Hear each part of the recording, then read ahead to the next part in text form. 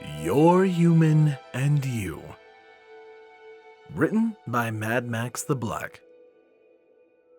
Chapter 6. Welcome to Ponyville, Part 1. She lives in a library. Her home, a tree, is actually a library. We were standing just outside of Twilight's home. She was quickly reading through her list she had brought with her, trying to figure out what to do first. I was busy studying the sign above the door that read, Golden Oaks Library. I tilted my head to the side slightly, never taking my eyes off the sign. This mare either really likes books, or was so poor that she lived in a public building. With her being a princess, I'd most likely go with the first option. Alright, Twilight finally said, rolling up the scroll and storing it in her saddlebags. let's head out. With a tug on the leash, she began to make her way off into town. And what a town it was. Colorful houses everywhere. Each one was some crazy design. There was a bowling alley with large pins and bowling balls decorating the outside. This building made my head hurt. How could a race of ponies with no fingers possibly bowl? There was a shop that was shaped like a purple and yellow checkered jester's hat. The sign above the door clearly labeled it as a joke shop. How fitting, actually. It was like this world was one giant pun. There was even a store that was called the Quills and Sofa Shop that sold, surprisingly enough, sofas and quills. Seriously, who thought up that combo for a shop? Those two things aren't even related to each other in the slightest. After we passed by a building that resembled a large gingerbread house, I gave up on trying to figure this town out. Instead, I just concentrated on the ground, following behind Twilight as she weaved her way through a small crowd of ponies. Most of them didn't even spare us a passing glance, and the ones who did simply waved at Twilight and kept going about their business. I just need to make a quick stop at the bookstore before we do anything else. Twilight said to herself.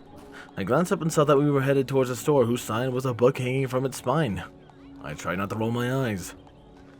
Why the hell does she need to go to a bookstore? She lives in a library, for Christ's sake. Of course, I couldn't voice my opinion, so I was forced to follow her as she headed up the door. Pushing the door open with her hoof, she quickly slipped in with me following close behind. It was a dimly lit store, just enough light to see by, but not enough to be obnoxious. The store itself smelled of books.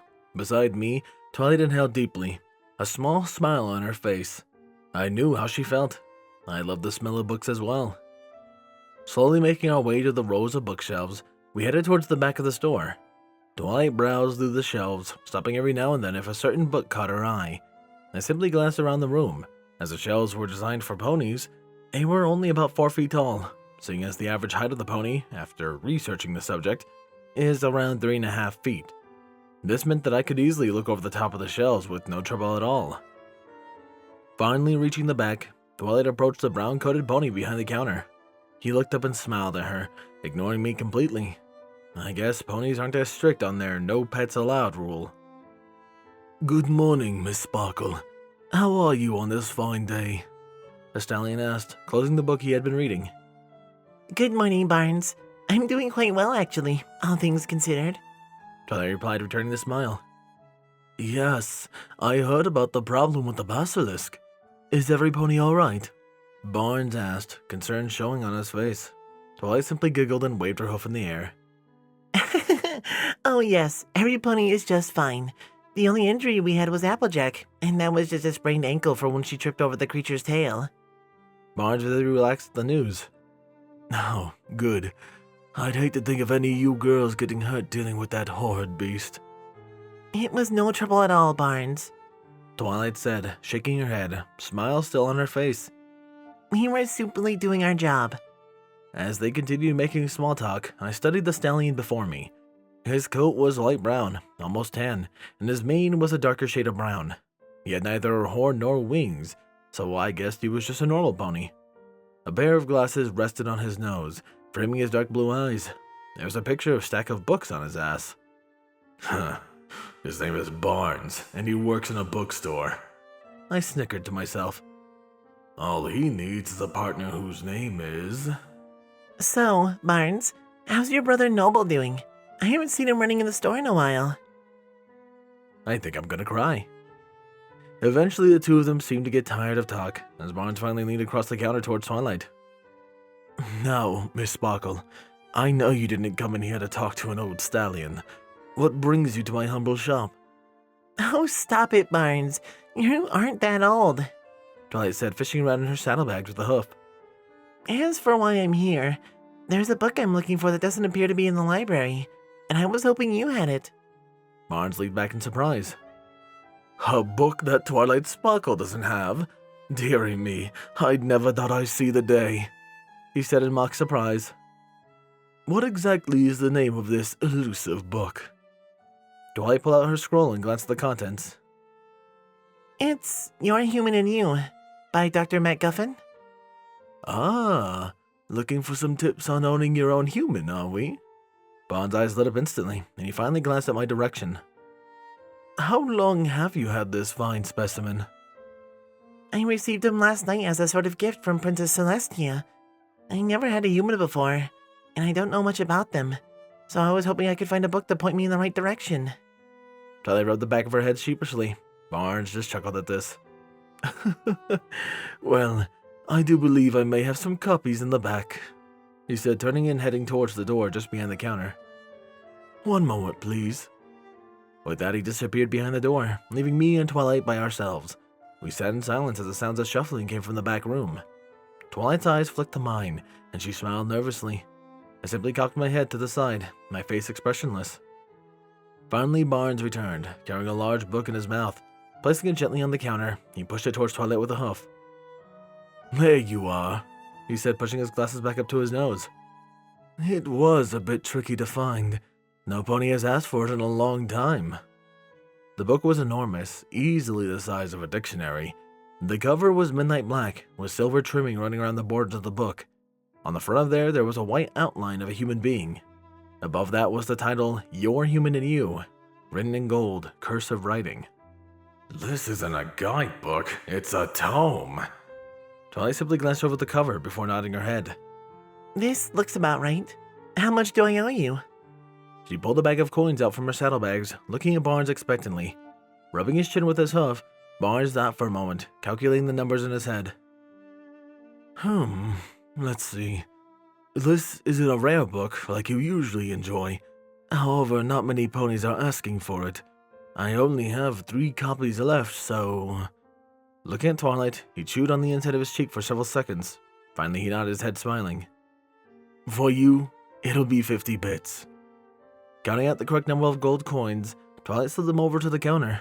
Barnes stored the bits in a drawer on the other side of the counter as Twilight took the book in her magic. Thanks, Barnes. It was a pleasure doing business with you. Twilight began to make her way towards the front of the store, her nose already buried in her new book. Anytime, Miss Sparkle.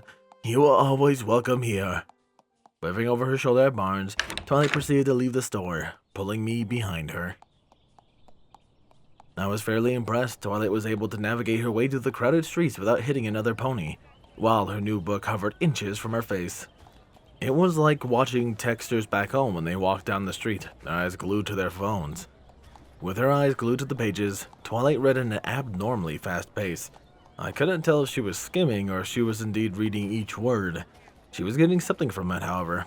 She only had the thing for 5 minutes, and she only learned enough from the book to determine our next stop of the day.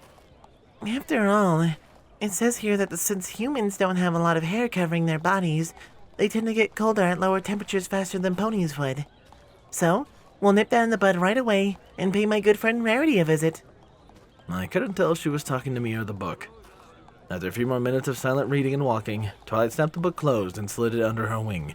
Making her way through the crowd, she headed towards a large building at the end of the street. It looked like someone had based a building on a carousel ride. It was a tall building, at least 3 stories high, and colored with blues and purples of every hue. Large windows adorned the front of the building, showcasing pony mannequins with a variety of dresses covering them. As we neared the door, I noticed a small sign hanging over it. Narrowing my eyes, I attempted to make out what it said. Finally getting close enough to read it, I groaned softly and rolled my eyes. The Carousel Boutique. The puns here are going to kill me. Twilight didn't seem to notice my actions, as she just continued up the door and knocked. There was a brief moment of silence following her knock before we heard movement on the other side. Just a minute. A sing-song voice called out. More silence followed by the sound of hooves. The door was surrounded by a light blue aura and swung open. Standing on the other side was a very white and a very pristine unicorn mare. Her indigo mane cascaded down her neck, curling and twisting in an almost impossible manner. Her blue eyes seemed to sparkle as she looked at Twilight. Twilight, darling, what brings you to my store this fine day? She said, hugging Twilight tightly. Hello, Rarity, Twilight said, returning the hug. I was actually hoping you could help me with a little problem. Rarity let go of Twilight and cocked her head. Certainly, dear.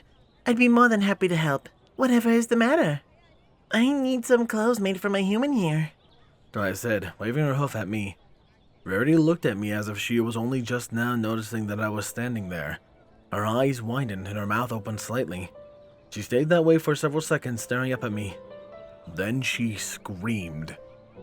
Now, when I say screamed, I don't mean like a little girl type of scream. I'm talking about a blood-curdling, glass-shattering, oh my god, someone is getting murdered kind of scream. That kind of scream leaves you and everyone else around you temporarily dead for several minutes afterward. The scream continued for several minutes, drawing the attention of most of the passing ponies before she finally ran out of air.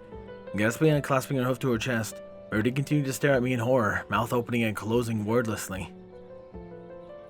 Twilight, why in the name of Celestia do you have that thing with you?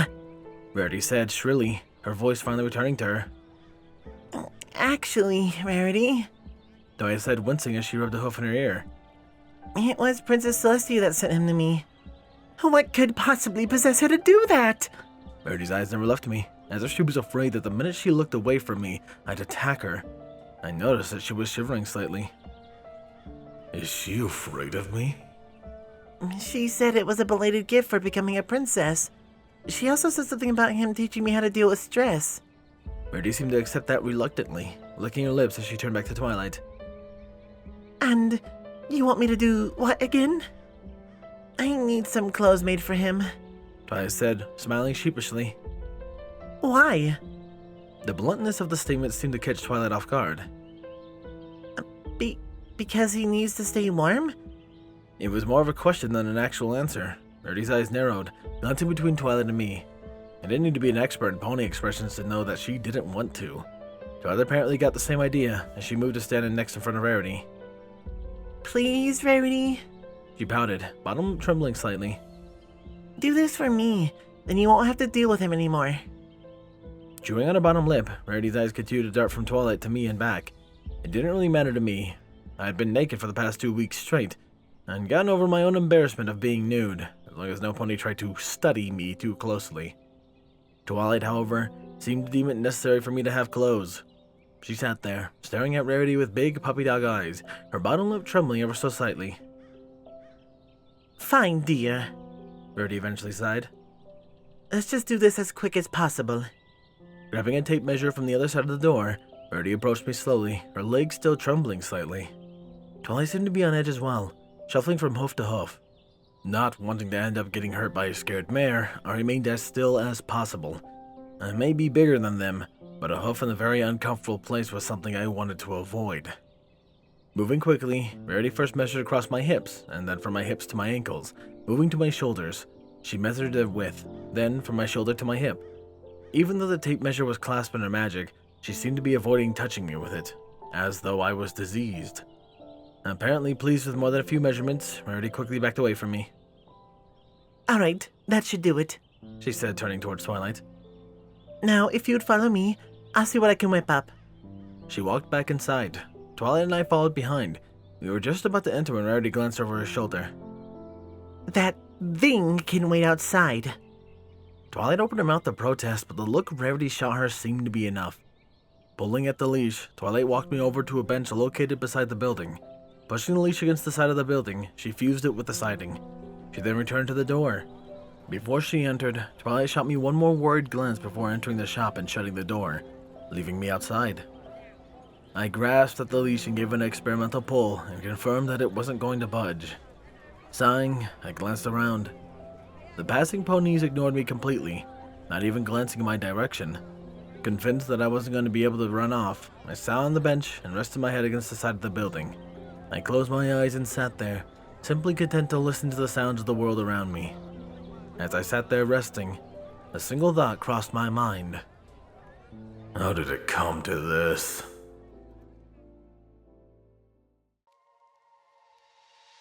A relatively short one today to keep the machine moving on and try to keep these uploads even somewhat consistent.